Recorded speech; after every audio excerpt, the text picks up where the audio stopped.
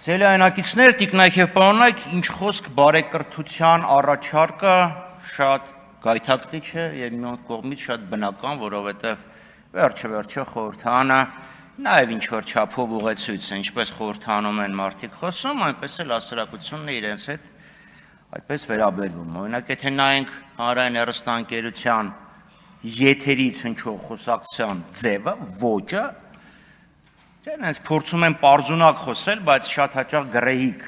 ոչ թե վիրավորական, այլ գրեհիկ հայերենով խոսվում, և դա հասարակության վրա տարածվում է։ Չգիտեմ, են պարզ, բադու, լավա, ջոգում ես, դզողա, չէ, օրինակ հանրայինի եթերում կարծեմ 10-15 տարի առաջ նման բաներ չկան։ Եվ հիմա դա տարածվում է հասարակության վրա։ Հիմա բարեկրթության մասին առաջարկությունը, պարոն Ռուբինյան, էլի եմ ասում, շատ գայթակղիչ է, շատ տրամաբանական է, բայց բարեկրթությունը վերջապես միայն գեղեցիկ խոսքերը չեն, որովհետև ամեն փայլուն բան չի, որ ոսկի է։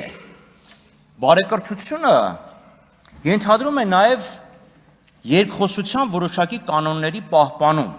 և երկխոսության կանոնները պահանջում են, որ հարցը, որը հնչում է, և հարցի պատասխանը որոշակի աղերս պետք է ունենան իրար հետ։ ԿՊԱ-ական իշխանության ձևավորումից հետո ես ինչքան ասում որևէ կերպ չի ստացվում, հարցը տալիս ես և պատասխան ես սպասում։ Օրինակ, եթե Նիկոլ Փաշինյանին հարցնես, ասես, բարի երեկո, պարոն Փաշինյան, ինչպես ստացվեց, որ Հայաստանում տեղի ունենում նոր սեփականաշնորհման գործընթացներ, հարստության վերաբաշխում և պատահաբար հանկարծ ռազմավարական նշանակություն ունեցող ձեռնարկություններում բաժնեմաս են ստանում, օրինակ օֆշորային ընկերություններ, օրինակ ընկերություն,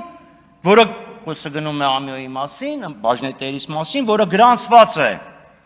Շվեյցարիայում, որի մինչև անվանափոխությունը շահառուն գրանցված է եղել Լիխտենշտեյնում, այդ ընկերությունը, որը գնել է բաժնետոմսերի մեծամասնությունը, մի մենեջեր կա, բացեք կայքը կա, այդ ընկերությունը սկի կայքել չունի ընդհանրապես այլ բաց աղբյուրներում, վերանվանումից հետո գրանցված է մի հասցեն, որի վրա գրանցված է ևս 90 ընկերություն։ Պատասխանը գիտեք ոնց կլինի, իսկ ինչ է բարին։ Արդյոք ինչը բարի է մեկի համար, բարի է մյուսի համար։ Կսկսի բացատրել բարու և չարու տարբերությունը, վերջը այնպես կմեկնաբանի Նիչեի բարուց և չարից անդին գործը, որ Նիչեն այն աշխարհում 16 անգամ կպտտվի իր առանցքի շուրջ։ Բայց գոնե բարի բառից է բռնում, որ ասել ես, սխալվել ես, ասել ես բարի երեկո։ Պարոն Կոնջարյան, մեր հարցը և պատասխանի մեջ, ախր ընդհանրապես որևէ աղերս չկար, որևէ կապ չկար հարցի և պատասխանի միջև։ Կարծում եմ դա բարեկրթության խախտում է, որովհետև մակերեսի վրա, այո, ոսկեղնիկ հայերեն էր, բայց տակը ուղղակի անարգանք է հարց տվողի նկատմամբ։ Նմանապես բարեկրթությունը նաև որոշակի տրամաբանություն է ենթադրում։ Եթե այստեղ ԿՊԱ-ականները գալի ասում են, ընտրությունները խախտվել են, կաշառք ա եղել է, սա եղել է, նա եղել, այդ դեպքում ենթադրաբար դուք նույնպես պետքա վիճարկեիք ընտրությունների թափանցիկությունը, ազնվությունը, արդյունքների իրականությունը, այլապես, եթե այդ ամեն ինչի մասին, որ դուք խոսում եք, չլիներ, ստեղ նստած կլինեիք դուք, հավանաբար Արման Բաբաջանյանը և հավանաբար Վազգեն Սարգսյանի եղբայրը։ Բա ինչի չվիճարկեցիք ընտրությունների արդյունքները։ Էս էլ Մյունխաուզենի կնոջ նման դառավ։ Ասում է ինչ անում, քննադատում, հայոյում, վիրավորում, ասում է բա ինչ ա ուզում, ուզում է որ չբաժանեն։ Բայց այդքան վատ ա եղել, դուք էլ մեր հետ միասին գնայինք, վիճարկեինք, նոր ընտրություններ պահանջեինք։ Ինչի եք պաշտպանում ընտրությունների արդյունքները։ Մյուսը զարգացում և փոփոխություններ, ամեն դեպքում, պարոն Կոնջարյան, ստեղ պետքա ձեզ կրեդիտ բառով էր ասում, այդ դա ասել։ Այո, իհարկե, մարդ պետքա զարգանա, փոխվի, այլապես պրոգրես չի լինի։ Բացառման բացառումը զարգացման գրավականներից է։ Եվ ես ուրախ եմ, որ զարգացում եմ տեսնում ձեր մոտ, որովհետև մի քաղաքական ուժ, որը ասում էր պետությունը վատագույն տնտեսվարն է, այսինքն ընդգծված աջակողմյան տնտեսական ուղղություն ունեցող քաղաքական ուժ էր, այստեղից հանդես էր գալիս ընդգծված ձախ դիրքերից, չէ՞։ Բա ինչ ա, վերցրեցինք կառավարումը, տեսեք իրավիճակը ավել լավ ա, բա ինչով ասես պետքա նայենք, մեր վերցնելուց հետո հեծն ավել լավ աշխատում, այո։ Հեծն ավելի լավ աշխատում, հայ փոստն ավելի լավ աշխատում, ողջունելի զարգացում է։ Բայց ստեղ Տիկին Ղազարյան, դուք ո՞նց եք գնալու Եվրոպայի համար լիբերալների եւ ժողովրդավարների ալյանսում հիմնավորեք, որ դուք մերժում եք պետությունը վատագույն տնտեսվարն է պարադիգման համայելով այն բացառապես կեղծ եւ անհիմն։ Ո՞նց եք անելու։ Թե գնալու եք այնտեղ ասեք, վայ, Արշակ երկրորդի հակառակ տարբերակն է, հենց հասա Ստրասբուրգի կամ Բրյուսելի հող հասկացա, որ սխալվել են ստեղ։ Եվ բայց ուրիշ բան ասեմ, հանկարծ սոցիալիստերի մոտ չգնաք, որովհետև ձեր մոտեցումը, դու կոմունիստականը չի, շարիկվություն է, վերցնել եւ կիսել։ Չէ, մենք կվերցնենք եւ ժողովրդին կկիսենք։ Այսինքն այդ զարգացումն էլ չէ որոշակի սկզբունքների եւ որոշակի տրամաբանության պետք է հետևի։ Ինչևէ, անդրադառնանք պարոն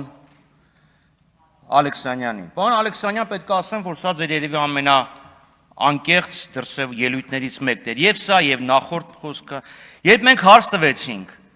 լավ, մարդու իրավունքների մասին եք խոսում։ Մարդու իրավունքների հարգանքի մասին եք խոսում։ Պատիժը, թե ուրեմն դատա, որ իրանք ուրեմն երևույթին ուժի մեջ մտած դատական ակտի կատարում ազատազրկման տեսքով։ Եվ թե հատկապես խափանման միջոց կալանքը պատիժ է, եւ հարց տվեցինք, Տիկին Արեգնազ Մանուկյանը եւ իր երեխան իրար հետ շփվելու իրավունքից զրկված են։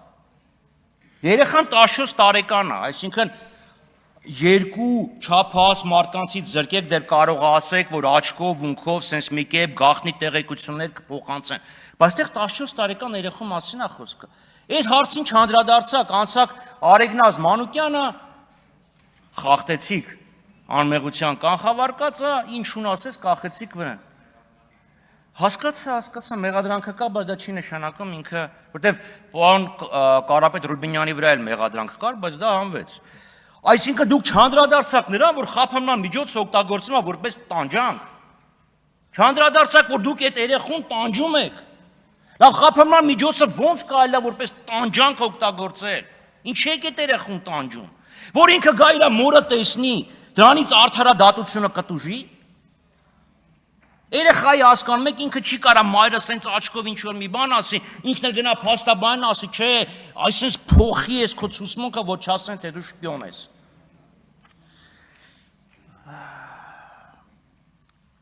Բոլորս դաշնակցականներ ենք եղել։